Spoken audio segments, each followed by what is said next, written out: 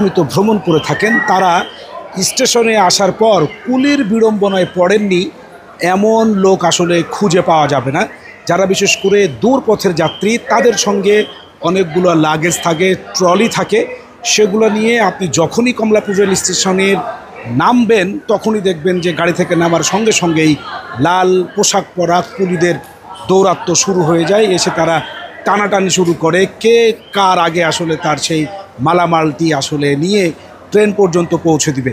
অতিরিক্ত মালামাল থাকার কারণে মানুষও আসলে কুলির সেই সুবিধাটি গ্রহণ করতে চান, কিন্তু সঠিক তথ্য না জানার কারণে এটি নিয়ে আসলে অনেক সময় বাকবিতণ্ডা তৈরি হয়। কুলির সাথে হাতাহাতি হতেও কিন্তু আমি দেখেছি, বিশেষ করে কোন লাগেজের কত ভাড়া এটা না জানার কারণে কুলিরা ইচ্ছামতো ভাড়া চান এবং যাত্রীরা আসলে সেটাকে অনেক বেশি মনে করেন, তারা দিতে চান না। এটা নিয়ে কিন্তু অনেক ধরনের বিড়ম্বনা তৈরি হয়। এটা যদি আপনাদের জানা থাকে তাহলে সহজেই এই বিষয়টিকে হ্যান্ডেল করা সম্ভব। আমি আজকে আপনাদের জন্য সেই তথ্যটি নিয়ে এসেছি। সেখান থেকে যদি আপনাদেরকে আমি জানাই যে 28 কেজির একটি ব্যাগ, সেটা হচ্ছে যে 30 টাকা নিবে হচ্ছে কুলিরা। 28 কেজির কম ওজনের দুটি ব্যাগ যদি বহন করে সেক্ষেত্রে কুলিরা পাবে 40 টাকা। আপনার যদি এটা আগেই জানা থাকে তাহলে আপনার সেই ভাড়া নিয়ে কিন্তু আর কোনো জ্ঞানজাম হওয়ার সুযোগ নেই। একই সঙ্গে ঠিক একইভাবে 56 কেজির একটি ব্যাগ বহন করলে 60 টাকা। 56 কেজির কম ওজনের দুটি ব্যাগ যদি একসঙ্গে কুলিরা বহন করে তাহলে কুলিদের ভাড়া দিতে হবে 70 টাকা।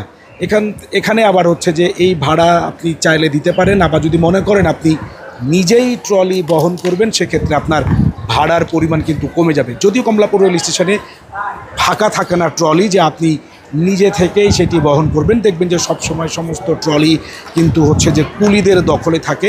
বিমানবন্দরে বা অন্য কোনো দেশের রেল স্টেশনে কিন্তু আমরা সেটা দেখি না। আমরা দেখি যে ট্রলিগুলো লাইন করে দেওয়া আছে, মানুষের প্রয়োজন মানুষ সেগুলোকে নিচ্ছে, কিন্তু আমাদের এখানে সেই ব্যবস্থা নেই। সমস্ত ট্রলিগুলো কুলিদের দখলে চলে যায়। যদি ট্রলি আপনি ফাঁকা পান তাহলে যদি আপনি সেটা ব্যবহার করতে চান, তাহলে ট্রলি যদি আপনি নিজে ব্যবহার করেন তাহলে আপনাকে ট্রলির ভাড়া দিতে হবে মাত্র 30 টাকা।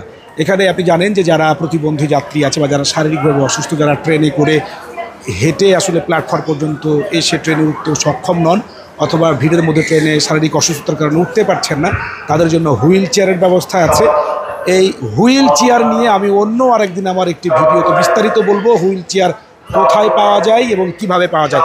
আজকে শুধু বলছি হুইল চেয়ারের ভাড়া যাত্রীরা নিজে যদি ব্যবহার করে তাহলে 20 টাকা, আর কুলি যদি সেটি ব্যবহার করে দেয় তাহলে সেটি হচ্ছে যে কুলিকে দিতে হবে 30 টাকা। এই ছিল আজকের আমার ভিডিও। সঙ্গে থাকার জন্য